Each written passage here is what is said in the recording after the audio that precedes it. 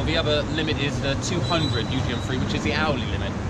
And on Putney High Street in the past, that's been exceeded thousands of times per year. Recently, it's more like hundreds of times. And in fact, last year, I believe it was probably closer to maybe 50 or 60 times. This year, it's unlikely to be as much because they've changed things with the traffic, which means they're holding traffic further up the high street, and so therefore less idling traffic directly outside of this monitor. So pollution levels at the monitor are lower. Pollution levels in the high street as a whole are still just as high. If you're actually further up where the traffic's being held, then unfortunately you're still breathing toxic air.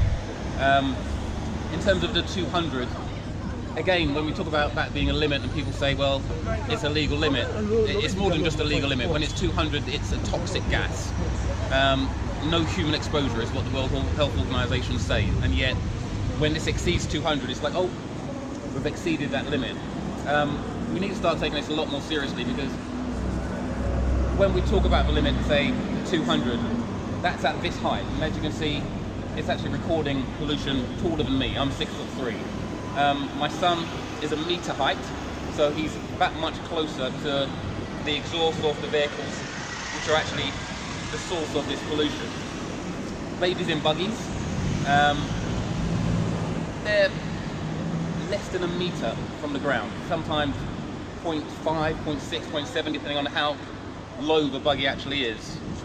So again, they're so much closer to the source. So, you know, a toddler or an infant is probably, their research says, about 30% more than an adult. A baby in a buggy, research says around 60% more than an adult.